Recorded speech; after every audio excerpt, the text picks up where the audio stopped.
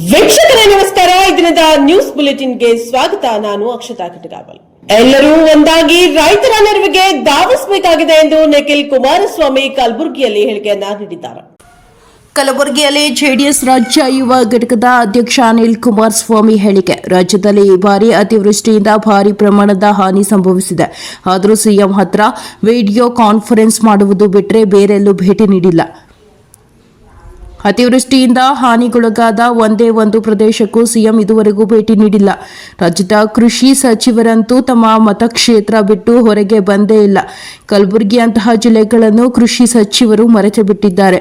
ಇಲ್ಲಿ ಸಾಕಷ್ಟು ಹಾನಿ ಸಂಭವಿಸಿದ್ರೂ ಸಹ ಕೃಷಿ ಸಚಿವರು ಭೇಟಿ ನೀಡಿಲ್ಲ. ಎನ್ಡಿಆರ್ಎಫ್ ನಿಯಮ ತಿದ್ದುಪಡಿಗೆ ಕೇಂದ್ರದ ಮೇಲೆ ಒತ್ತಡ ಹಾಕಬೇಕು ಎನ್ನುವ ಪ್ರಿಯಾಂಕ್ ಖರ್ಗೆ ಹೇಳಿಕೆಗೆ ತಿರುಗೇಟು. ಈ ವಿಚಾರದಲ್ಲಿ ಆ ಸರ್ಕಾರ ಈ ಸರ್ಕಾರ ಎನ್ನದೇ ಹಾನಿಗೊಳಗಾಗಿರುವ ರೈತರಿಗೆ ಸೂಕ್ತ ಪರಿಹಾರ ಕೊಡಬೇಕಿದೆ. ಈ ದಿಕ್ಕಿನಲ್ಲಿ ಎಲ್ಲರೂ ಒಂದಾಗಿ ರೈತರ ನೆರವಿಗೆ ಧಾವಿಸಬೇಕಾಗಿದೆ. ಕಲಬುರಗಿಯಲ್ಲಿ ಬೆಳೆ ಹಾನಿಗೀಡಾಗಿರುವ ಸ್ಥಳಗಳಿಗೆ ಭೇಟಿಗೂ ಮುನ್ನ ನಿಖಿಲ್ ಕುಮಾರಸ್ವಾಮಿ ಹೇಳಿಕೆ. ಈ ವರ್ಷ ನಮ್ಮ ಕರ್ನಾಟಕ ರಾಜ್ಯದಲ್ಲಿ 5,20,000 ಹೆಕ್ಟೇರ್ ಪ್ರದೇಶದ ಜಮೀನು ಜಮೀನುಗಳು ಈಗಾಗಲೇ ಅತಿವೃಷ್ಟಿಯಿಂದ ಸಾಕಷ್ಟು ಹಾನಿಯಾಗಿರ್ತಕ್ಕಂಥದ್ದನ್ನ ನಾವೇನು ಕಾಣಬಹುದು.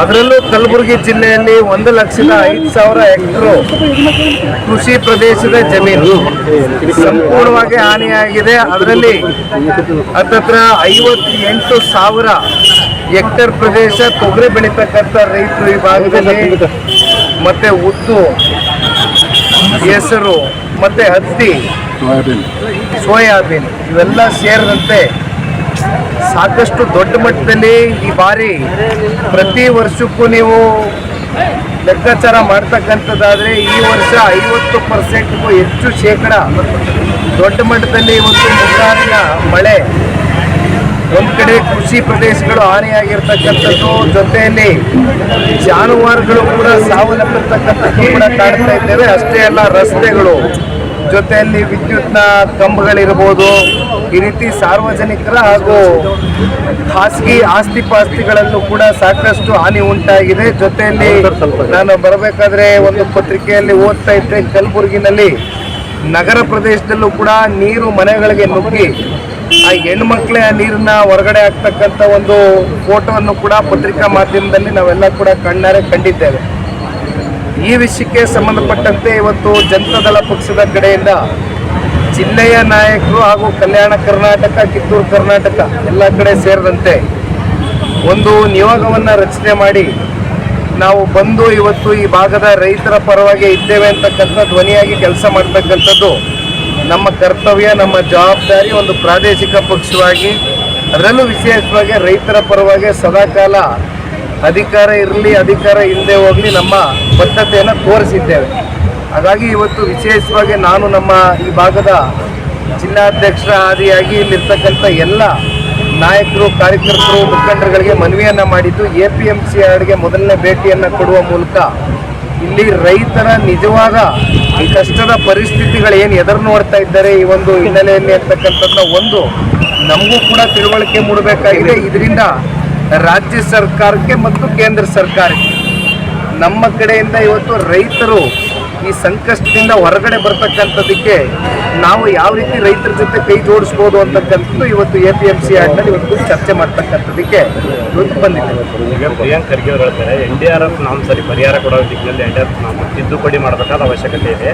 ಆ ದಿಕ್ಕಿನಲ್ಲಿ ಮೊದಲು ಕೇಂದ್ರ ಸರ್ಕಾರದ ಮೇಲೆ ಒತ್ತಡ ಇದೆ ಹೇಳಿ ಅವ್ರ ತಂದೆಯವರೇ ಸೆಂಟ್ರಲ್ ಬಗ್ಗೆ ತಮ್ಮೆಲ್ಲರಿಗೂ ಗೊತ್ತಿದ್ದಾಗೆ ಆಗಸ್ಟ್ ತಿಂಗಳಲ್ಲಿ ಆಗಿರ್ತಕ್ಕಂಥ ಈ ಪ್ರಕರಣ ಅತಿವೃಷ್ಟಿ, ಇಲ್ಲಿಯವರೆಗೂ ರಾಜ್ಯದ ಮುಖ್ಯಮಂತ್ರಿಗಳು ಕೃಷ್ಣಾ ಕಚೇರಿಯಲ್ಲಿ ಕೂತು VC ಅಂದರೆ ವಿಡಿಯೋ ಕಾನ್ಫರೆನ್ಸ್ ಮೂಲಕ ಇಲ್ಲಿರ್ತಕ್ಕಂಥ ಜಿಲ್ಲಾ ಆಡಳಿತ, ಜಿಲ್ಲೆಯ ಅಧಿಕಾರಿಗಳ ಜೊತೆ ಒಂದು ಚರ್ಚೆಯನ್ನು ಮಾಡಿದ್ದಾರೆ ಹೊರತುಪಡಿಸಿ ರಾಜ್ಯದಿಂದ ಕೃಷಿ ಸಚಿವರು ಇಲ್ಲಿವರೆಗೂ ಕೂಡ ಭೇಟಿಯನ್ನು ಕೊಟ್ಟಿಲ್ಲ. ಬಹುಶಃ ನಮಗೆ ನಿಮಗೆ ತಿಳಿದ ಮಟ್ಟಕ್ಕೆ ಸಂಸದರು ಕೂಡ ಏನು ಹೆಚ್ಚಾಗಿ ಈ ವಿಚಾರಕ್ಕೆ ಸಂಬಂಧಪಟ್ಟಂತೆ ಬಂದು ರೈತರ ಸಂಕಷ್ಟವನ್ನು ಆಲಿಸಿಲ್ಲ. ಬಟ್ ನಾವು ಇಲ್ಲಿ ಹೇಳ್ತಕ್ಕಂಥದ್ದನ್ನ ಈ ವಿಚಾರದಲ್ಲಿ ರಾಜ್ಯ ಸರ್ಕಾರ ಕೇಂದ್ರ ಸರ್ಕಾರ ಅಂತಕ್ಕಂಥದ್ದು ಚರ್ಚೆ ಮಾಡೋದಕ್ಕಿಂತ ಇವತ್ತು ಮಲ್ಲಿಕಾರ್ಜುನ್ ಖರ್ಗೆರವರು ಹಿರಿಯರಿದ್ದಾರೆ, ಅವರ ಸುಪುತ್ರರು ಇವತ್ತೇನು ಪತ್ರಿಕಾಗೋಷ್ಠಿ ಮೂಲಕ ಕೇಂದ್ರ ಸರ್ಕಾರಕ್ಕೂ ಕೂಡ ಕೆಲವೊಂದಷ್ಟು ಸನ್ಮಾನ್ಯ ಕುಮಾರಣ್ಣ ಅವರು ಕೇಂದ್ರದ ಮಂತ್ರಿ ಆಗಿರ್ತಕ್ಕಂಥ ಹಿನ್ನೆಲೆಯಲ್ಲಿ ಅವರೇನು ಹೇಳಿದ್ದಾರೆ ಖಂಡಿತವಾಗ್ಲೂ ತುಂಬಿರುವುದರಿಂದ ಸ್ವಾಗತ ಮಾಡ್ತೇನೆ. ರೈತರ ವಿಚಾರ, ರೈತರು ಒಂದು ಮೆಮೊರಾಂಡಮ್ನು ಕೂಡ ಕೊಡ್ತಕ್ಕಂಥದ್ದಕ್ಕೆ ಕೇಂದ್ರ ಸರ್ಕಾರ ಗಮನ ಸೆಳೀತಕ್ಕಂಥದ್ದಕ್ಕೆ, ಅದರಲ್ಲೂ ಸನ್ಮಾನ್ಯ ಕುಮಾರಣ್ಣ ಅವರು ಈಗಾಗಲೇ ರೈತರ ಪರವಾಗಿ ನಮ್ಮ ಹಳೆ ಮೈಸೂರು ಪ್ರಾಂತ್ಯದಲ್ಲಿ ತಂಬಾಕು ಬೆಳೆಗಾರರು ಸಂಕಷ್ಟದಲ್ಲಿದ್ದಾಗ ಖರೀದಿ ಕೇಂದ್ರಗಳನ್ನ ಓಪನ್ ಮಾಡಿರ್ತಕ್ಕಂಥದ್ದಷ್ಟೆಲ್ಲ ಸಂಪೂರ್ಣವಾಗಿ ಖರೀದಿ ಮಾಡ್ತಕ್ಕಂಥದ್ದಕ್ಕೆ ಆದೇಶವನ್ನು ಹೊರಡಿಸಿದ್ದೇವೆ. ಮಾವು ಬೆಳೆಗಾರರಿಗೆ ತೊಂದರೆ ಆದಂಥ ಸಂದರ್ಭದಲ್ಲಿ ಈ ಬಾರಿ ಸನ್ಮಾನ್ಯ ಕುಮಾರಣ್ಣ ಅವರು ಇಂಟರ್ಫಿಯರೆನ್ಸ್ ಕೊಟ್ಟಿದ್ದಾರೆ. ಅವ್ರಿಗೇನು ಕೇಂದ್ರದಲ್ಲಿ ಇವತ್ತು ಬೃಹತ್ ಕೈಗಾರಿಕೆ ಉಕ್ಕು ಸಚಿವ ಸ್ಥಾನ ಇರ್ಬೋದು, ಆದರೆ ರೈತರ ಪರವಾದಂಥ ಜವಾಬ್ದಾರಿ ಸನ್ಮಾನ್ಯ ಕುಮಾರಣ್ಣ ಅವ್ರಿಗಿದೆ. ಹಾಗಾಗಿ ಇವತ್ತು ಪ್ರಿಯಾಂಕ್ ಖರ್ಗೆ ಅವರು ಏನು ಹೇಳಿದ್ದಾರೆ ಒಪ್ಕೊಳ್ತೇನೆ. ನಮ್ಮೆಲ್ಲರಿಗೂ ಕೂಡ ಇವತ್ತು ಈ ಸಂದರ್ಭದಲ್ಲಿ ರೈತರ ಪರವಾಗಿ ನಿಲ್ಲಬೇಕಾಗಿರ್ತಕ್ಕಂಥ ನಮ್ಮ ಧರ್ಮ.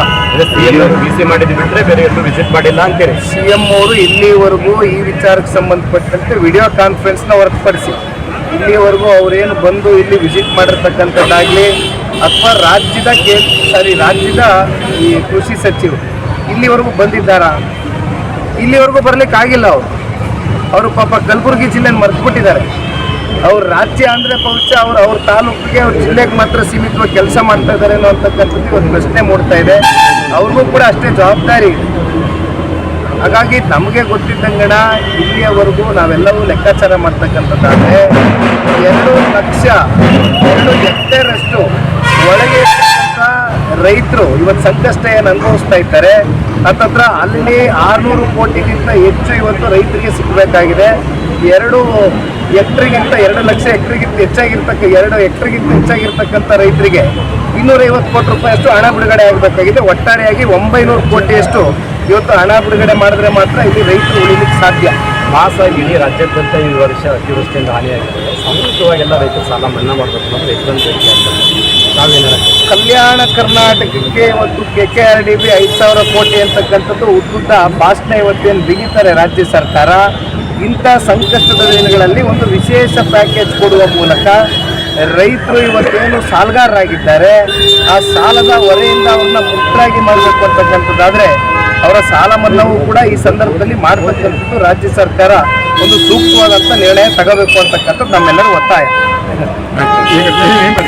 ಚಿಕ್ಕಮಗಳೂರಿನಲ್ಲಿ ಸರ್ ಎಂ ವಿಶ್ವೇಶ್ವರಯ್ಯನವರ ಆದರ್ಶಗಳನ್ನ ಪಾಲಿಸಿರಿ ಎಂದು ಶಾಸಕ GH ಶ್ರೀನಿವಾಸ್ ಕರೆ ನೀಡಿದ್ದಾರೆ. ಚಿಕ್ಕಮಗಳೂರು ಜಿಲ್ಲೆ ತರೀಕೆರೆ ತಾಲೂಕು ಮೈಸೂರು ಮಹಾರಾಜರ ಆಸ್ಥಾನದಲ್ಲಿ ದಿವಾನರಾಗಿ ಸೇವೆ ಸಲ್ಲಿಸಿದ ಭಾರತ ರತ್ನ ಸರ್ ಎಂ ವಿಶ್ವೇಶ್ವರಯ್ಯರವರು ರೈತರಿಗಾಗಿ ಹಲವಾರು ನೀರಾವರಿ ಯೋಜನೆಗಳನ್ನು ರೂಪಿಸಿ ಅನೇಕ ಅಣೆಕಟ್ಟುಗಳನ್ನು ನಿರ್ಮಿಸಿದ್ದಾರೆ ಎಂದು ಶಾಸಕ GS ಶ್ರೀನಿವಾಸ್ ಹೇಳಿದರು. ಪಟ್ಟಣದ ಪ್ರವಾಸಿ ಮಂದಿರದಲ್ಲಿ ತಾಲೂಕು ಸಿವಿಲ್ ಇಂಜಿನಿಯರ್ಸ್ ಅಸೋಸಿಯೇಷನ್ ವತಿಯಿಂದ ಏರ್ಪಡಿಸಿದ್ದ ಇಂಜಿನಿಯರ್ಸ್ ದಿನಾಚರಣೆ ಕಾರ್ಯಕ್ರಮವನ್ನು ಉದ್ಘಾಟಿಸಿ ಮಾತನಾಡಿದ ಅವರು, ಇಂಜಿನಿಯರ್ಸ್ಗಳೆಲ್ಲ ಯುವಕರಾಗಿದ್ದೀರಿ. ಸಮಾಜದ ಅಭಿವೃದ್ಧಿಗಾಗಿ ಪ್ರಾಮಾಣಿಕ ಸೇವೆ ಮಾಡಿ ನಿಮ್ಮ ಸಂಘಕ್ಕೆ ನಿವೇಶನವನ್ನ ಪುರಸಭೆಯಿಂದ ಕೊಡಿಸಲು ನಾನು ಶಿಫಾರಸು ಮಾಡುತ್ತೇನೆ. ಪುರಸಭಾ ಅಧ್ಯಕ್ಷರು ಮತ್ತು ಅಧಿಕಾರಿಗಳೊಂದಿಗೆ ಅರ್ಜಿ ಸಲ್ಲಿಸಿ ಪ್ರಯತ್ನಿಸಿ. ಸರ್ ಎಂ ವಿಶ್ವೇಶ್ವರಯ್ಯರವರ ಆದರ್ಶಗಳನ್ನು ಪಾಲಿಸಿ ಎಂದು ಸಲಹೆಯನ್ನ ನೀಡಿದರು. ಕಾರ್ಯಕ್ರಮದ ಮುಖ್ಯ ಅತಿಥಿ ಲೆಫ್ಟಿನೆಂಟ್ ಜನರಲ್ BS ರಾಜು ಮಾತನಾಡಿ, ಸರ್ ಎಂ ವಿಶ್ವೇಶ್ವರಯ್ಯ ದೇಶದಲ್ಲಿಯೇ ಮೊದಲು ಸಿವಿಲ್ ಇಂಜಿನಿಯರಿಂಗ್ ಕ್ಷೇತ್ರವನ್ನ ಸ್ಥಾಪಿಸಿದ ಮಹಾನ್ ವ್ಯಕ್ತಿ. ಇಂಜಿನಿಯರ್ಗಳು ನಿಗದಿಪಡಿಸಿದ ಹಣದಲ್ಲಿ ಪ್ರಾಮಾಣಿಕವಾಗಿ ಕಟ್ಟಡವನ್ನ ನಿರ್ಮಿಸಿದ್ರೆ ಮಾತ್ರ ಸಾರ್ವಜನಿಕರಿಗೆ ಲಾಭ. ಅರ್ಧಕ್ಕೆ ಅರ್ಧ ಕೆಲಸ ಮಾಡಿದ್ರೆ ಆ ಕಟ್ಟಡಕ್ಕೆ ಮತ್ತು ಕೋಟ್ಯಾಂತರ ಹಣ ಖರ್ಚಾಗಬೇಕಾಗುತ್ತದೆ ಎಂದು ಎಚ್ಚರಿಕೆಯನ್ನ ನೀಡಿದ್ರು. ಚಟ್ನಹಳ್ಳಿ ಮಹೇಶ್ ಅವರು ಮಾತನಾಡಿ, ಇಂಜಿನಿಯರ್ಗಳ ಕಾರ್ಯಕ್ರಮವೆಂದರೆ ಶಿಸ್ತಿನಿಂದಿರಬೇಕು. ಇಂದು ಅಂತಾರಾಷ್ಟ್ರೀಯ ಪ್ರಜಾಪ್ರಭುತ್ವ ದಿನವೂ ಆಗಿದೆ. ಕೆಮ್ಮಣ್ಣಗುಂಡಿಯಿಂದ ಕಬ್ಬಿಣದ ಅದಿರು ತೆಗೆದುಕೊಂಡು ಗೂಡ್ಸ್ ರೈಲ್ನಲ್ಲಿ ಭದ್ರಾವತಿಯ VISL ಕಾರ್ಖಾನೆಯನ್ನ ಸ್ಥಾಪನೆ ಮಾಡಿದ ಕೀರ್ತಿ ಸರ್ ಎಂ ವಿಶ್ವೇಶ್ವರಯ್ಯರವರಿಗೆ ಸಲ್ಲುತ್ತದೆ. ಕನ್ನಂಬಾಡಿ ಅಣೆಕಟ್ಟಿನ ಎತ್ತರವನ್ನ 80 ಅಡಿಯಿಂದ 126 ಅಡಿಗೆ ಹೆಚ್ಚಿಸಿದ ಕೀರ್ತಿಯೂ ಅವರದೇ. ಬಸವ ಅಂಬೇಡ್ಕರ್, ಗಾಂಧಿ ಹಾಗೂ ವಿಶ್ವೇಶ್ವರಯ್ಯ ಜಯಂತಿಗಳನ್ನು ಆಚರಿಸುವ ಉದ್ದೇಶ ಜನರಲ್ಲಿ ಜಾಗೃತಿ ಮೂಡಿಸಿರುವುದಾಗಿದೆ ಎಂದು ತಿಳಿಸಿದರು. ರಾಮ್ಕೋ ಸಿಮೆಂಟ್ ಕಂಪನಿಯ ಶಂಕರ್ ಶರ್ಮಾ, ಕನ್ನಡ ಸಾಹಿತ್ಯ ಪರಿಷತ್ತಿನ ರವಿ ದಳವಾಯಿ ಮತ್ತಿತರರು ತಮ್ಮ ಅಭಿಪ್ರಾಯ ಹಂಚಿಕೊಂಡರು. ಕಾರ್ಯಕ್ರಮಕ್ಕೆ ಪುರಸಭಾ ಅಧ್ಯಕ್ಷ ವಸಂತ್ ಕುಮಾರ್ ಕವಾಲಿ, ಉಪಾಧ್ಯಕ್ಷೆ ಪಾರ್ವತಮ್ಮ ತಿಮ್ಮಯ್ಯ, ಮುಖ್ಯಾಧಿಕಾರಿ ವಿಜಯ್ ಕುಮಾರ್, ಪಾಲಿಟೆಕ್ನಿಕ್ ಪ್ರಾಂಶುಪಾಲ ಡಾಕ್ಟರ್ LS ಮಂಜುನಾಥ್ ಮುಖ್ಯ ಅತಿಥಿಗಳಾಗಿ ಹಾಜರಿದ್ದರು. ಕಾರ್ಯಕ್ರಮದ ಅಧ್ಯಕ್ಷತೆ ನವೀನ್ ಜಿ ನಾಯ್ಕ್ ವಹಿಸಿದ್ರು. ಸ್ವಾಗತವನ್ನ ರವಿಕುಮಾರ್, ನಿರೂಪಣೆಯನ್ನ ಗೋಪಾಲಕೃಷ್ಣ, ಪ್ರಾರ್ಥನೆಯನ್ನ ಪ್ರಿಯಾಂಕಾ ಚಂದನ್, ವಂದನೆಯನ್ನ ಚೇತನ್ ನೆರವೇರಿಸಿದ್ರು. ವರದಿ ಪ್ರದೀಪ್ HE, ಪ್ರಜಾಪವರ್ ಟಿವಿ, ತರೀಕೆರೆ. ಅವರು ಇವತ್ತು ಎಲ್ಲರೂ ಒಟ್ಟಿಗೆ ಸೇರ್ತಾರೆ. ಅವರ ಕೆಲಸ ಕಾರ್ಯಗಳ ಬಗ್ಗೆ ಇರ್ಬೋದು, ಬಸ್ಸಿಂದ ಇರ್ಬೋದು, ಇದ್ರ ಬಗ್ಗೆ ಚರ್ಚೆಗಳನ್ನು ಮಾಡ್ತಾರೆ. ಸೇರಿ ಇಂಜಿನಿಯರ್ಸ್ ಸಂಘ ಅಂತ ಇರಲಿಕ್ಕೆ ಇಂಜಿನಿಯರ್ಸ್ ಇದ್ದರೆ ಕಡಿಮೆ ಜನ. ಈಗ ತುಂಬ ಯುವಕರುಗಳು ಇಂಜಿನಿಯರ್ಸ್ ಆಗಿ ಕನ್ಸಲ್ಟೆನ್ಸಿಗಳು ಮಾಡಿಕೊಂಡು ಬೇರೆ ಬೇರೆ ಇಲಾಖೆಗಳಲ್ಲೂ ಕೂಡ ಈ ಕೆಲಸ ಮಾಡ್ತಾ ಇದ್ದಾರೆ. ನಿಜವಾಗ್ಲೂ ಕೂಡ ಒಂದು ಒಳ್ಳೆ ಇದೊಂದು ಪ್ರತಿ ವರ್ಷ ಎಲ್ಲರೂ ಕೂಡ ವೃತ್ತಿಪರರು ಇದೆಲ್ಲ ಮಾಡ್ತಿದ್ದಾರೆ. ನಿಜವಾಗ್ಲೂ ಕೂಡ ಒಂದು ಒಳ್ಳೆಯದು ಅಂತ ಹೇಳ್ತಾ ಈ ಒಂದು ಕಾರ್ಯಕ್ರಮವನ್ನು ತುಂಬ ಚೆನ್ನಾಗಿ ಏರ್ಪಡಿಸಿದ್ದೀರಿ. ನಿಮಗೆಲ್ಲರಿಗೂ ಶುಭವಾಗಲಿ. ಇಂಜಿನಿಯರ್ಸ್ ಡೇ ನಿಮಗೆಲ್ಲರೂ ಶುಭವಾಗಲಿ. ನೀವೆಲ್ಲರೂ ಕೂಡ ಮೋಕ್ಷಗೊಂಡ ವಿಶೇಷ ಆಗಬೇಕು. ಆ ನಿಟ್ಟಿನಲ್ಲಿ ಯೋಚನೆಗಳನ್ನ ಮಾಡಿ ಆ ನಿಟ್ಟಿನಲ್ಲಿ ಹೊಸ ನಿಮ್ಮ ಏನು ಒಬ್ಬರು ಸೆಕ್ಷಲ್ ಇರ್ಬೋದು, ಒಬ್ಬರು ಇನ್ನೊಂದು ಆರ್ಕಿಟೆಕ್ಟ್ ಇರ್ಬೋದು, ಇನ್ನೊಬ್ಬರು ಇರಿಗೇಷನ್ ಇಂಜಿನಿಯರ್ ಇರ್ಬೋದು, ನಿಮ್ಮ ಯಾವ ಡಿಪಾರ್ಟ್ಮೆಂಟ್ಗಳಲ್ಲಿ ನಿಮ್ಮ ಯಾವ ತಜ್ಞರು ಇದ್ದು ಅದರಲ್ಲಿ ಏನಾದರೂ ಆವಿಷ್ಕಾರವನ್ನು ಮಾಡಿ ಸಾರ್ವಜನಿಕರಿಗೆ ಈ ಜನತೆಗೆ ಅನುಕೂಲ ಆಗೋ ರೀತಿ ಮಾಡಿ ನಿಮ್ಮೆಲ್ಲರಿಗೂ ಕೂಡ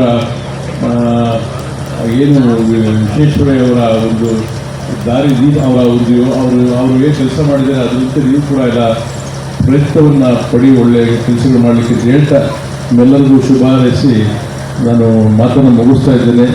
ಇವತ್ತು ನನಗೆ ಸರಣಿ ಮೀಟಿಂಗ್ಗಳಿದ್ದಾವೆ, 4-5 ಮೀಟಿಂಗ್ಗಳಿದೆ ಸರ್. ಹಾಗಾಗಿ ನಾನು ಮೊದಲೇ ಹೇಳಿದ್ವಿ, ನಮ್ಮ ನಾವು ಏನು ಹೇಳೋಣ ಬೇಗ ಕಳಿಸ್ಕೊಡಿ ಅಂತ ಕಾಯ್ತಾ ಇದ್ದಾರೆ ಅಂತೇಳಿ. ಅದರಿಂದ ಮೀಟಿಂಗ್ಸು ಕಂಟಿನ್ಯೂಸ್ ತೊಗೊಂಡ್ಬಿಟ್ಟಿದ್ದೀವಿ ಇವತ್ತು. ಅದರಿಂದ ಯಾರು ಹೊರಗಿತಪಡಿಸಿ ನನ್ನ ಮಾತನ್ನು ಆಡಿ ನಾನು ನಿರ್ಗಮಿಸಿದ್ದೀನಿ. ನಿಮ್ಮೆಲ್ಲರೂ ಮತ್ತೊಮ್ಮೆ ಶುಭವಾಗಲಿ ಅಂತ ಹೇಳಿ ನಾನು ಮಾತನ್ನು ಮುಗಿಸಿ ಧನ್ಯವಾದ. Thank you. ತುಮಕೂರು ಜಿಲ್ಲೆ ಕುಣಿಗಲ್ ತಾಲೂಕಿನಲ್ಲಿ ಸಹಿ ಇಲ್ಲದೆ 4 ಲಕ್ಷ ರೂಪಾಯಿ ಹೆಚ್ಚಿನ ಬಿಲ್ ಅನ್ನ ನೀಡಲಾಗಿದೆ.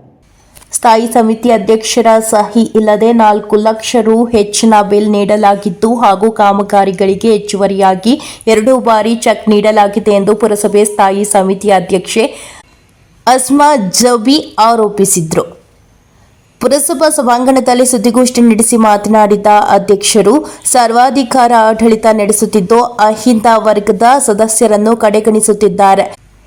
ಪಟ್ಟಣದ ಜನರು ಪುರಸಭೆಗೆ ತೆರಿಗೆಯಾಗಿ ಕಟ್ಟುತ್ತಿರುವ ಹಣವನ್ನು ಸದುಪಯೋಗವಾಗುವ ನಿಟ್ಟಿನಲ್ಲಿ ಗಮನ ಹರಿಸುವುದು ನನ್ನ ಜವಾಬ್ದಾರಿಯಾಗಿದೆ. ತಾವು ಅಧ್ಯಕ್ಷರಾಗಿ ಅಧಿಕಾರ ವಹಿಸಿಕೊಂಡದಿಂದ ಅನಗತ್ಯ ಖರ್ಚುಗಳಿಗೆ ಕಡಿವಾಣ ಹಾಕಿದ್ದೇವೆ. ಪುರಸಭೆಯ ಡೀಸೆಲ್ ವೆಚ್ಚ 3.8 ಲಕ್ಷ ಬರುತ್ತಿತ್ತು, ಈಗ 2.80 ಲಕ್ಷ ಬರುತ್ತಿದೆ. ತಿಂಗಳಿಗೆ 1 ಲಕ್ಷ ರು ಉಳಿತಾಯವಾಗಿದೆ.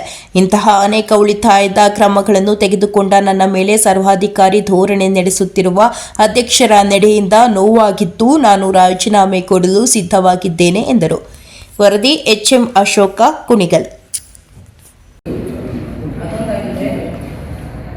ಸಾಯಿ ಸಮಿತಿ ಅಧ್ಯಕ್ಷರು ನೋಡಿ ಸೈನ್ ಇಲ್ಲ, ಇಲ್ಲಿ ಬಿಲ್ ಪಾಸ್ ಆಗೋಗಿರೋದು. ಫಸ್ಟ್ ಆಫ್ ಆಲ್ ಆಗಿ ಸಾಯಿ ಸಮಿತಿ ಅಧ್ಯಕ್ಷರು ಫೈನಾನ್ಸ್ ಎಲ್ಲ ಎಷ್ಟು ಹಣ ಕಳಿಸಿದ ವ್ಯವಹಾರ ಇದೆ ಫಸ್ಟ್ ನನ್ನ ಹತ್ರ ಬಂದು ನಂತರ ಅಧ್ಯಕ್ಷರು ಹೋಗ್ಬೇಕು. ಸರ್ ನೀವು ಸರ್ ಯಾವಾಗಲೂ ನೀವು ಬಂದಿದ್ದೀರಾ ಸಾಯಿ ಸಮಿತಿ ಅಧ್ಯಕ್ಷರ ಮುಖಾಂತರ ನೀವು ಮಾಡಬೇಕು ಅಂತ ಹೇಳಿ ಫಸ್ಟ್ ಮೆನ್ಷನ್ ಸಾಯಿ ಸಮಿತಿ ಅಧ್ಯಕ್ಷರು ಅಂತ ಹೇಳ್ಬಿಟ್ಟು ಮೆನ್ಷನ್ ಮಾಡಬೇಕು.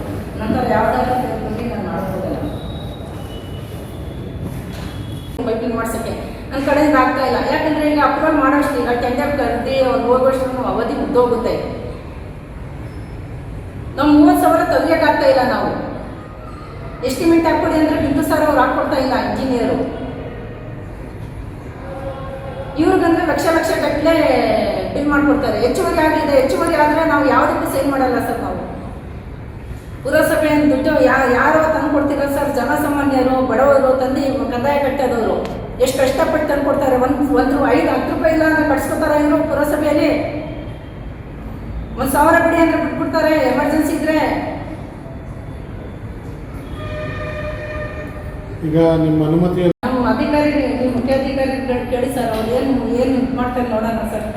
ಅವ್ರ ಅಭಿಪ್ರಾಯ ಏನಿದೆ ಅವರ ವ್ಯಕ್ತಪಡಿಸ್ತಾ ಇದ್ದೀವಿ. ಸರ್ ಏನ್ ಮಾಡ್ಬೇಕು ಈಗ? ನಾವಾದ್ರೂ ಜನಪ್ರತಿನಿಧಿಗಳು, ನಮಗೆ ಜನ ಇದ್ದಾರೆ, ಇವ್ರ ಅಧಿಕಾರಿಗಳು ಈ ತರ ಮಾಡ್ತಿದ್ದಾರೆ ಅಂತೇಳಿ ಜನ ನಮಗೆ ವಾರ್ಡಲ್ಲಿ ಒಬ್ಬೊಬ್ಬರನ್ನ ಜನಪ್ರತಿನಿಧಿಯಾಗಿ ಗೆಲ್ಸ್ಕೊಡ್ಸ್ತಾರೆ. ಇಲ್ಲಿ ಏನಾಗ್ತಿದೆ, ಏನು ವ್ಯವಹಾರ ನಡೀತಿದಾವೆ ಅಂತ ಹೇಳ್ಬಿಟ್ಟು ನಾವು ಈಗ ಅಬ್ಸರ್ವೇಷನ್ ಮಾಡಕ್ ಬರ್ತಾ ಇದ್ದೀವಿ. ಅಬ್ಸರ್ವೇಷನ್ ಮಾಡಿದ್ರು ನಮ್ಮಿಂದ ಈ ತರ ಎಲ್ಲ ನಡೀತಿದೆಯಲ್ಲ, ತುಂಬಾ ಬೇಜಾರಾಯ್ತು ಸರ್. ಒಂದು ಪುರಸಭೆ ಅಧ್ಯಕ್ಷ ಅಂದ್ರೆ ಕುಣಿಗಲ್ ತಾಲೂಕಿನ ಪ್ರಥಮ ಪ್ರಜೆ.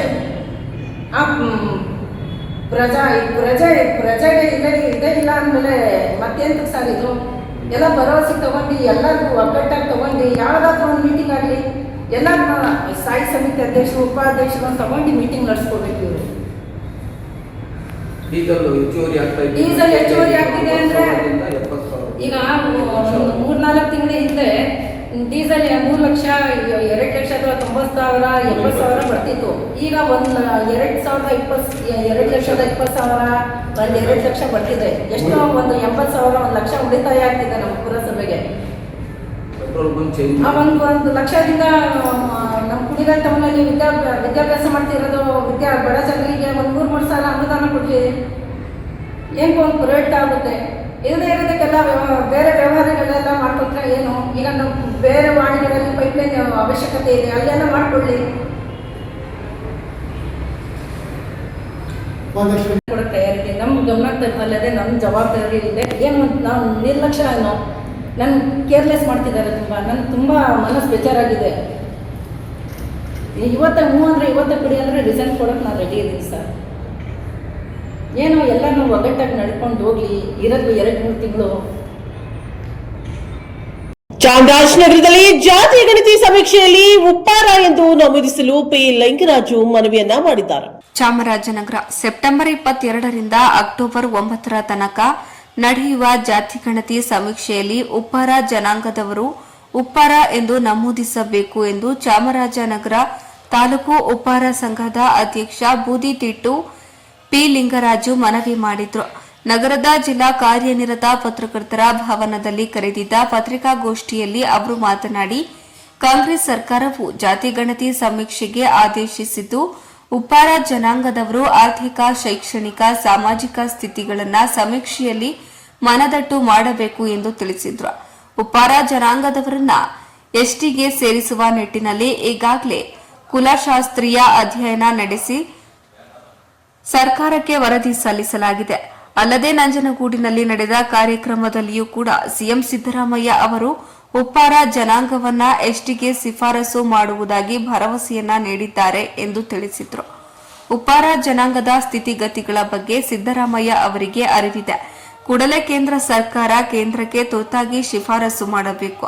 ಅಲ್ಲದೆ ಉಪ್ಪಾರ ಜನಾಂಗದವರ ಬೇಡಿಕೆಯನ್ನ ಶೀಘ್ರ ಈಡೇರಿಸಬೇಕು ಎಂದು ಒತ್ತಾಯಿಸಿದರು. 2013ರಲ್ಲಿ ಸಿದ್ದರಾಮಯ್ಯ ಅವರು ಮುಖ್ಯಮಂತ್ರಿಯಾಗಿದ್ದಾಗ ಉಪ್ಪಾರ ಅಭಿವೃದ್ಧಿ ನಿಗಮವನ್ನ ಸ್ಥಾಪನೆ ಮಾಡಿದ್ರು. ಕಳೆದ 2.5 ವರ್ಷಗಳಿಂದಲೂ ನಿಗಮಕ್ಕೆ ಅಧ್ಯಕ್ಷರ ನೇಮಕ ಮಾಡಿಲ್ಲ. ಆದ್ದರಿಂದ ನಿಗಮಕ್ಕೆ ಅಧ್ಯಕ್ಷರ ನೇಮಕದ ಜೊತೆಗೆ 200 ಕೋಟಿ ಅನುದಾನ ನೀಡಬೇಕು. ಆ ಮೂಲಕ ಜನಾಂಗದವರಿಗೆ ಅನುಕೂಲ ಮಾಡಿಕೊಡಬೇಕು ಎಂದು ಒತ್ತಾಯಿಸಿದ್ರು.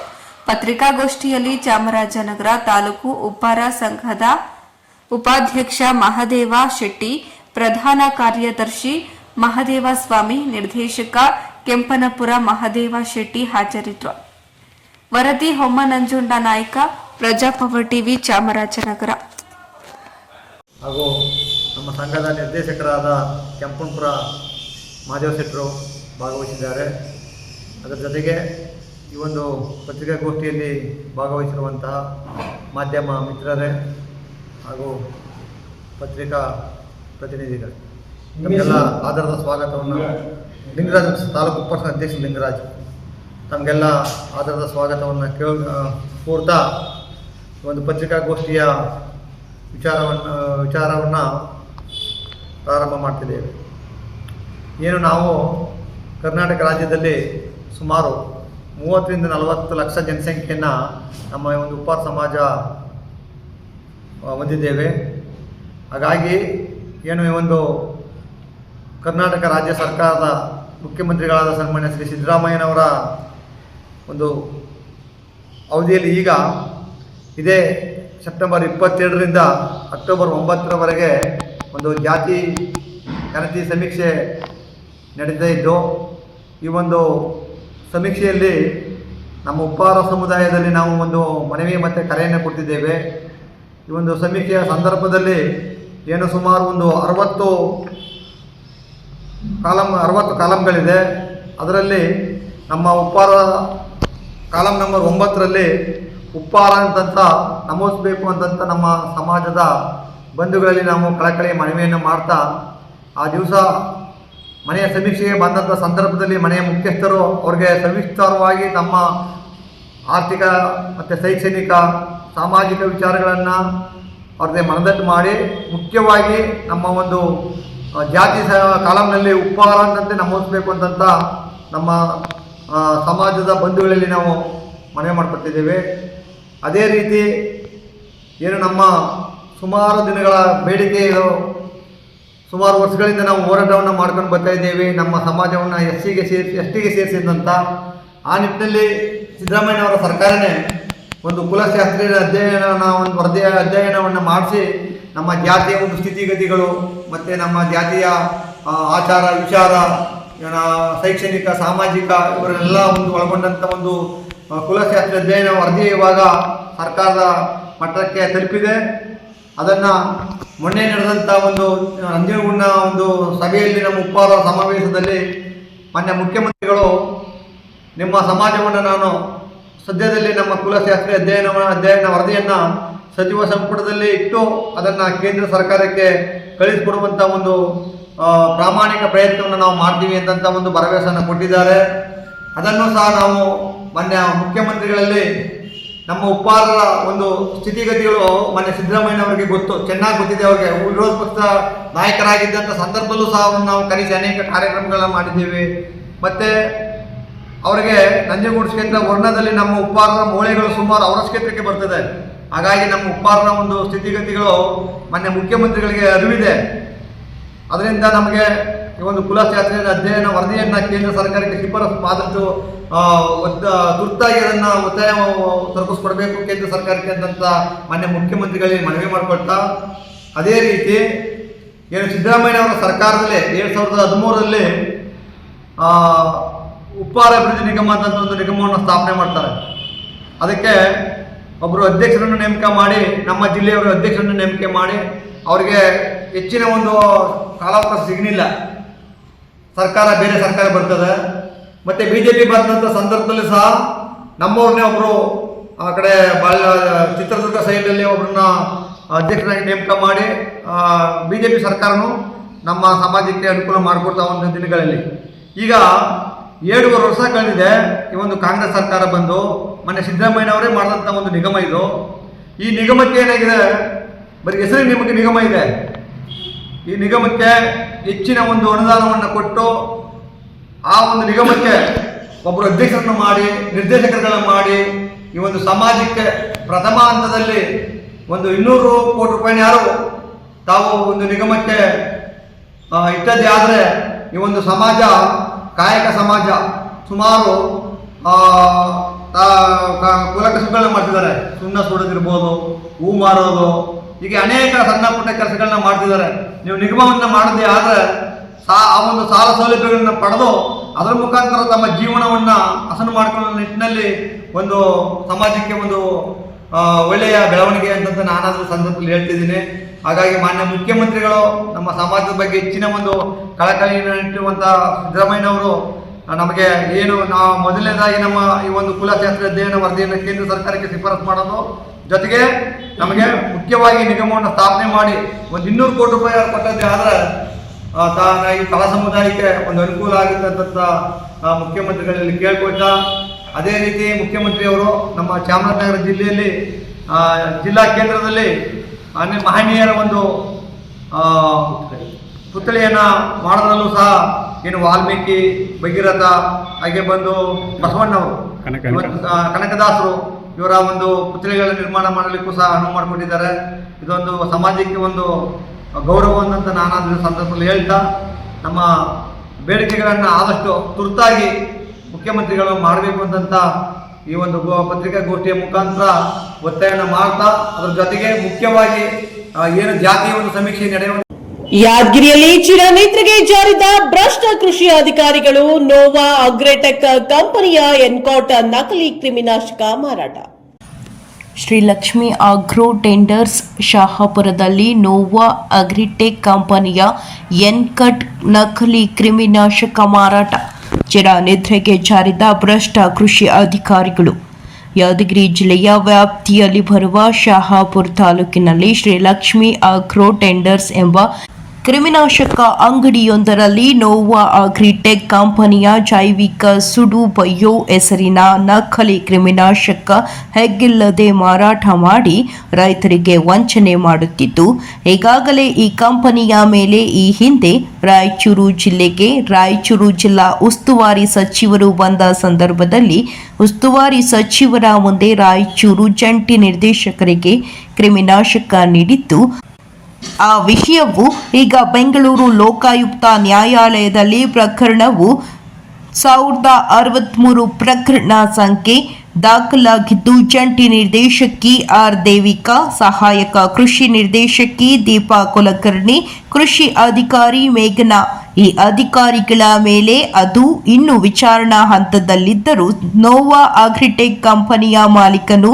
ರಾಜಾರೋಷವಾಗಿ ಯಾದಗಿರಿ ಜಿಲ್ಲೆಯ ಜಂಟಿ ಕೃಷಿ ನಿರ್ದೇಶಕರೊಂದಿಗೆ ಮತ್ತು ಕೃಷಿ ಉಪನಿರ್ದೇಶಕರುಗಳೊಂದಿಗೆ ಮತ್ತು ಸಹಾಯಕ ಕೃಷಿ ನಿರ್ದೇಶಕ, ರೈತ ಸಂಪರ್ಕ ಕೇಂದ್ರ ಕೃಷಿ ಅಧಿಕಾರಿಗಳೊಂದಿಗೆ ಜಾಗೃತ ದಳ ಸಹಾಯಕ ಕೃಷಿ ನಿರ್ದೇಶಕ ಅಧಿಕಾರಿಗಳೊಂದಿಗೆ ಶಾಮೀಲಾಗಿ ಶಹಾಪುರ ನಗರದಲ್ಲಿ ರಾಜಾರೋಷವಾಗಿ ಮಾರಾಟ ಮಾಡುತ್ತಿದ್ದು, ಕೃಷಿ ಅಧಿಕಾರಿಗಳ ಶಾಮೀಲಾಗಿ ಅಧಿಕಾರಿಗಳ ಕುಮ್ಮಕ್ಕಿನಿಂದಲೇ ಮಾರಾಟ ಮಾಡುತ್ತಿದ್ದಾರೆ ಎಂಬುದು ಮೇಲ್ನೋಟಕ್ಕೆ ಕಂಡುಬರುತ್ತಿದೆ. ಈಗಲಾದರೂ ಸಂಬಂಧಪಟ್ಟ ಜಂಟಿ ಕೃಷಿ ನಿರ್ದೇಶಕರು ಮತ್ತು ಉಪ ಕೃಷಿ ನಿರ್ದೇಶಕರು ಮತ್ತು ಸಹಾಯಕ ಕೃಷಿ ನಿರ್ದೇಶಕರು ಮತ್ತು ಜಾಗೃತ ದಳ ಸಹಾಯಕ ಕೃಷಿ ಅಧಿಕಾರಿಗಳು, ರೈತರ ಸಂಪರ್ಕ ಕೇಂದ್ರ ಕೃಷಿ ಅಧಿಕಾರಿಗಳು ಜೈವಿಕ ಸುಡೋ ಬಯೋ ಹೆಸರಿನ ನಕಲಿ ಕ್ರಿಮಿನಾಶಕ ಎನ್ಕಟ್ ಎಂಬ ಕ್ರಿಮಿನಾಶಕದ ಮೇಲೆ ಅಧಿಕಾರಿಗಳು ಕಾನೂನು ಕ್ರಮ ಕೈಗೊಳ್ಳುತ್ತಾರೋ ಇಲ್ಲವೋ ಅನ್ನುವುದನ್ನ ಕಾದು ನೋಡಬೇಕಾಗಿದೆ. ವರದಿ ಗಾರಲದಿನ್ನಿ ವೀರನಗೌಡ. ಆತ್ಮೀಯ ರೈತ ಬಂಧುಗಳೇ, ಇವತ್ತೀಗಾಗಲೇ ಯಾದಗಿರಿ ಜಿಲ್ಲೆಯಲ್ಲಿ ಶಾಪುರ್ ಕೇಂದ್ರ ಸ್ಥಾನ ಇಟ್ಟುಕೊಂಡು ದೊಡ್ಡ ರೀತಿಯಲ್ಲಿ ಹಾವೇರಿ ಜಿಲ್ಲೆ ಶಿಗ್ಗಾಂವದಲ್ಲಿ ಅವಾಚ್ಯ ಶಬ್ದಗಳಿಂದ ನಿಂದನೆ ಸರಿಯಲ್ಲ ಎಂದು ಕೇಂದ್ರ ಸಚಿವ ಪ್ರಹ್ಲಾದ್ ಜೋಶಿ ಫುಲ್ ಗರಂ ಆಗಿದ್ದಾರೆ. ವೀರಶೈವದ ಪಂಚಪೀಠದಲ್ಲಿ ಒಂದಾದ ಬಾಳೆಹೊನ್ನೂರಿನ ಶ್ರೀಮದ್ ಜಗದ್ಗುರು ರಂಭಾಪುರಿ ವೀರಸಿಂಹಾಸನ ಮಹಾಸಂಸ್ಥಾನ ಪೀಠದ ಪೀಠಾಧಿಪತಿಗಳಾದ ಡಾಕ್ಟರ್ ವೀರ ಸೋಮೇಶ್ವರ ದೇಶಿಕೇಂದ್ರ ಶಿವಾಚಾರ್ಯರನ್ನ ನಿನ್ನೆಯ ದಿನ ಬಂಕಾಪುರದ ಅರಳೆಲೆ ಮಠದಲ್ಲಿ ಭೇಟಿಯಾಗಿ ಆಶೀರ್ವಾದ ಪಡೆದರು. ನಂತರ ಬಂಕಾಪುರದಲ್ಲಿನ ಸಾರ್ವಜನಿಕ ಗಣಪತಿ ಮಹಾಮಂಡಲದ ವಿಘ್ನೇಶ್ವರನಿಗೆ ಪೂಜೆ ಸಲ್ಲಿಸಿ ಆಶೀರ್ವಾದ ಪಡೆದರು. ಇದೇ ವೇಳೆ ಶಿಗ್ಗಾವಿಯ ವಿವಿಧ ಭಾಗಗಳಲ್ಲಿ ಆಯೋಜಿಸಿದ ಗಣಪತಿ ಉತ್ಸವದಲ್ಲಿ ಭಾಗಿಯಾಗಿ ಮೋದಕ ಪ್ರಿಯನಿಗೆ ಪೂಜೆ ಸಲ್ಲಿಸಿದ್ರು. ಈ ವೇಳೆ ಬಂಕಾಪುರ ಹಾಗೂ ಶಿಗ್ಗಾವಿಯ ಗಣೇಶೋತ್ಸವದ ಪದಾಧಿಕಾರಿಗಳು, ಸಾರ್ವಜನಿಕರು ಉಪಸ್ಥಿತರಿದ್ದರು. ಗಜಾನನ ಸಂಘಟನೆ ಹುಡುಗರಿಗೆ ತೊಂದರೆ ಇರುವ ವಿಷಯ ತಿಳಿದು ಅಲ್ಲಿಯೇ ಇದ್ದ ಪೊಲೀಸ್ ಅಧಿಕಾರಿಯನ್ನ ತರಾಟೆಗೆ ತೆಗೆದುಕೊಂಡ್ರು. ವರದಿ ಮಲ್ಲಿಕಾರ್ಜುನ ಶಿಗ್ಗಾವ. ನಾವು ಭಾಳ ನೋಡಿದ್ವಿ, ಭಾಳ ಹೋರಾಟ ಮಾಡಿದ್ವಿ. ನಿಮ್ಗೆ ನಮ್ಮ ಹಳೆ ಹೋರಾಟನೂ ಗೊತ್ತಿರ್ಬೇಕು. ನಾ ದಿಲ್ಲಿಯೊಳಗಿರ್ತೀನಿ, ಅದ ಕಾರಣಕ್ಕಾಗಿ ಇಲ್ಲಿ ಬಂದು ನಾವು ಭಾಳ ಇದು ಮಾಡೋಕ್ಕೆ ಹೋಗಿಲ್ಲ. ಮತ್ತು ಅವಾಜ್ ಶಬ್ದ ಇದು ಗಡಿಪಾರ್ ಹೆಂಗೆ ಮಾಡ್ತೀರಿ? ಏನು ಮಾಡ್ಯಾರ? ಗಣಪತಿ ಕುರಿಸಿದ್ದು ಗಡಿಪಾರ್ ಮಾಡ್ತೀರಿ? ಇಲ್ಲೇ ಇದ್ದಾರೆ ನೋಡ್ರಿ, ಇಲ್ಲಿ ಯಾರ 2-3 ಮಂದಿಗೆ ಗಡಿಪಾರ್ ಮಾಡ್ರಿ. ಹಂಗಾರೆ ನೋಡ್ತೀನಿ ಆಮೇಲೆ ನೋಡ್ರಿ ಹೆಂಗೆ ನೀವು ಅವಾಜ್ ಶಬ್ದ ಬೈದ್ರಂತೂ ಮತ್ತೆ ರೆಕಾರ್ಡ್ ಮಾಡ್ಕೊಂಡ್ರೆ ಆಮೇಲೆ ನೀವು ಸಸ್ಪೆಂಡ್ ಆಗ್ತೀರಿ. ನಾ ಈಗ ಹೇಳ್ತೀನಿ, ಅವಾಜ್ ಶಬ್ದ ಯಾಕೆ ಬೈತೀರಿ ನೀವು ಜನಕ್ಕೆ? ರಗಡ್ ಜನಕ್ಕೆ ಬೈದಿರಿ. ಇಲ್ಲಿ 10 ಜನ ಉದಾಹರಣೆ ಹೇಳಿಸ್ತೀನಿ. ಇಲ್ಲ ಸರ್, ಇವರು PS ಸರ್, ಅವ್ರು ಜೋಶಿ ಅವ್ರ ಕಡೆ ಯಾಕೆ ಫೋನ್ ಹಚ್ಚಿಸ್ರಿ, ಅವ್ರು ಇವ್ರು ಯಾಕೆ ಮಾತಾಡ್ತಾ ಅಂದ್ರೆ ಸಿದ್ದರಾಮಯ್ಯ ಅವ್ರ ಕಡೆ ಮಾತಾಡಿಸ್ಬೇಕು ನಾನು ಕೇಳ್ಬೇಕು ಸರ್ ಅಷ್ಟೇ. ಈಗ PS ಅವ್ರು ಏನೋ ಕೇಳ್ತಾರಂತ ಸರ್. ಯಾರೋ PSI ಇವತ್ತು ಸರ್ ಮೊನ್ನೆ ಒಂದು ಒನಾಡಿದ್ ಸರ್ ರಾತ್ರಿ ಹಚ್ಚಿ ಸರ್ ಭಾಳ ನಾವು ಹಂಗ ಬಂದಿಲ್ಲ, ಭಾಳ ಹೋರಾಟ ಮಾಡಿ ಬಂದೀವಿ. ನಿಮಗೆ ನಿಮ್ಮ IG ಅವ್ರಿಗೆ ಕೊಟ್ರಲ್ಲ, ನೀವು ಅವ್ರಿಗೆ ಪರ್ಮಿಷನ್ ಕೊಟ್ಟಿಲ್ಲ. ನಾವು IG ಅವರಿಗೆ SP ಅವ್ರಿಗೆ ಏನು ಮಾತಾಡ್ತೀವಿ, ಅವಾಜ್ ಶಬ್ದ ಯಾಕೆ ಬೈತೀರಿ ನೀವು?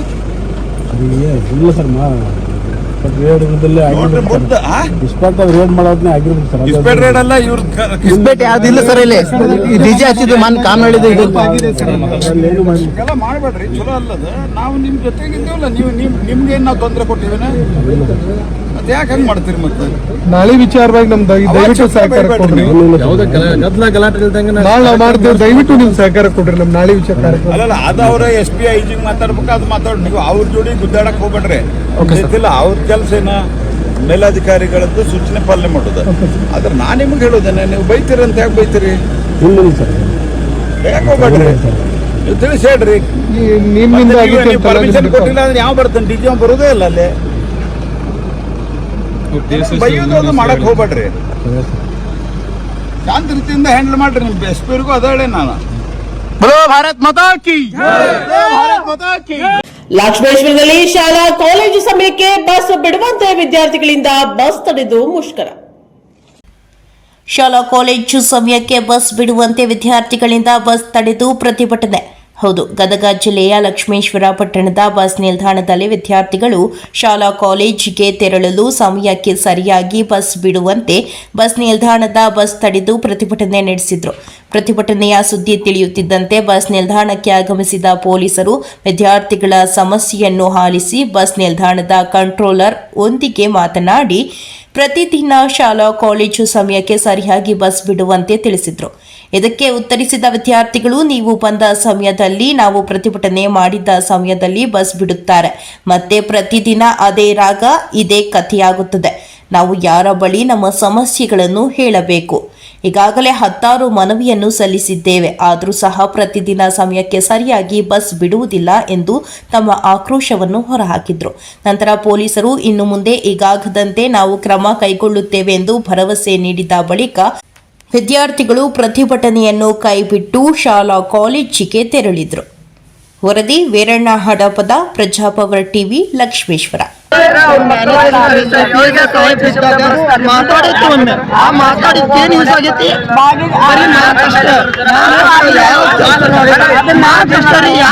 ಎಲ್ಲಾರು ಸಾಂತ್ವನ ಹೇಳಿ ವಿದ್ಯಾರ್ಥಿಗಳ ಪ್ರಾಬ್ಲಮ್ ಯಾರು ಸಾಲ್ವ್ ಮಾಡೋರಿಲ್ರಿ. ನಿಮ್ ಡ್ಯೂಟಿ ನೀವು ಮಾಡಿ ಹೋಗ್ತೀರಿ ಮೇಡಮ್. ಇದನ್ನ ಗದ್ದಲ ಎಲ್ಲ ತೆಗಿಸ್ಬಿಟ್ಟು ಹುಡುಗರನ್ನೆಲ್ಲ ಕಳಿಸ್ಬಿಟ್ಟು ನಿಮ್ ಡ್ಯೂಟಿ ನೀವು ಮಾಡಿ ಹೋಗ್ತೀರಿ. ಬಟ್ ನಮಗೆ ಏನ್ ಸಿಗುತ್ತೆ ಹೇಳ್ರಿ ಮೇಡಮ್?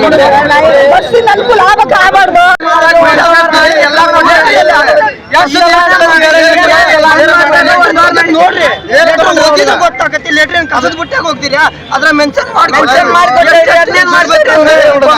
ಬುಟ್ಟಿಗೆ ಹೋಗೋದಿಲ್ಲ. ಬಂದು ಎಷ್ಟೊತ್ತಿ ಬಿಡ್ಬೇಕಂದ್ರ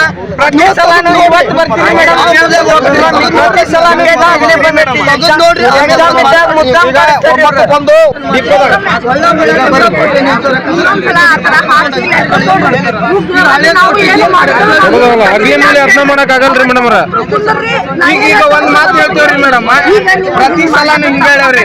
ನಾವೀಗ ಒಂದ್ ಲೆಟರ್ ಕೊಡ್ತೇವ್ರಿ ಮೇಡಮ್. ನಮಗ್ ಒಂದು ದಿನ ಒಂದು ಕರೆಕ್ಟ್ ಟೈಮಿಗೆ 1 ನಿಮಿಷ ಬಸ್ ಲೇಟ್ ಆಗಿ ಬಂದ್ರು ನೀವೇ ಬಂದು ಹೊಳಿ ಕೇಳಿದ್ರು ನಾವು ಅವ್ರ ಬಸ್ ಬಿಡೋದು ಯಾರು ಮಾತು ಕೇಳಿಲ್ಲ. ನೀವು ಹೊರಡ್ಕೊಡ್ರಿ ಮೇಡಮ್. ಕೇಳಿಲ್ಲ, ಎಷ್ಟು ಗಂಟೆಗೆ ನಿಮ್ಮ ರೂಟ್ ಬಸ್ ಬಿಡಬೇಕಾಗಿತ್ತು? ಪ್ರತಿದಿನ ಇವತ್ತಿಂದ ಒಂದು ಪ್ರಾಬ್ಲಮ್ ಅಲ್ರಿ ಮೇಡಮ್. ದಿನ ಒಂದಿನ ಹೇಳೋಣಂತ ನಾ ಹೇಳಿದ್ ಎಷ್ಟು ಬಿಡಬೇಕು? ನೀ ನೋಡಿಲ್ಲ, ದಿನ ಅಂತ ಹೇಳ್ತೀನಿ. ನಿಮ್ದು ಇರೋ ಒಂದೇ ಸಮಸ್ಯೆ ಇರುದಿಲ್ಲ. ನಾ ಏನೈತೆ ನೀ ಬಗೆಹರಿಸ್ಕೊಂಡು ನಿಮ್ದು ಸಾಲಿಗೆ ಸರಿ ಆಗ್ಬೇಕು. ಎಷ್ಟ್ ದಿನ ರೀ ಮೇಡಮ್? ಈಗ ಹೇಳಾಕತ್ತಿಲ್ಲ ಅಲ್ರಿ, ಎಷ್ಟ್ ದಿನ ಅಂತ ಸಮಸ್ಯೆ ಹೇಳಾಕತ್ತಿಲ್ಲ. ಬಸ್ ಎಲ್ಲಾನು ಸ್ಟಾಪ್ ಮಾಡಿ ನಿಂತಿದ್ದಕ್ಕೆ ಈಗ ಒಂದ್ ಬಸ್ ಬಿಟ್ಟಾರಿ. ಅಲ್ಲೇ ಉಸಿರು ಹುಡುಗರು ಹೋಗ್ರಿ ಅಂತಂತ. ನಾವು ಸ್ಟ್ರೈಕ್ ಮಾಡಿದಾಗ ಒಂದ್ ಬಸ್ ಬಿಡ್ತಾರ್ರಿ, ಆ ಹುಡುಗರಿಗೆ ಹೋಗ ಅಂತಾರ. ನಾವು ಹಿಂಗ ಪ್ರತಿದಿನ ಹಿಂಗಾದ್ರೆ ವಿದ್ಯಾರ್ಥಿಗಳಿಗೆ ಸಮಸ್ಯೆ ಆಗುತ್ತೆ. ನಾವು ಪ್ರತಿ ಸಲಾನು ಡಿಪೋ ಮ್ಯಾನೇಜರ್ಗೆ ಸರಿ ಮಾಡ್ರಿ ಅಂತ ಹೇಳ್ತೀವಿ. ಅವ್ರು ಹ್ಞೂ ಅಂತ ಲೆಟರ್ ತಗೊಂತಾರ ಮತ್ತು ಏನು ಮಾಡೋದಿಲ್ಲ. ಇದಾಗಿತ್ತು ಈ ದಿನದ ನ್ಯೂಸ್ ಬುಲೆಟಿನ್. ನಿರಂತರ ಸುದ್ದಿಗಾಗಿ ನೋಡ್ತಾ ಇರಿ ಪ್ರಜಾಪವರ್. ಇದು ಜನಹಿತಕ್ಕಾಗಿ.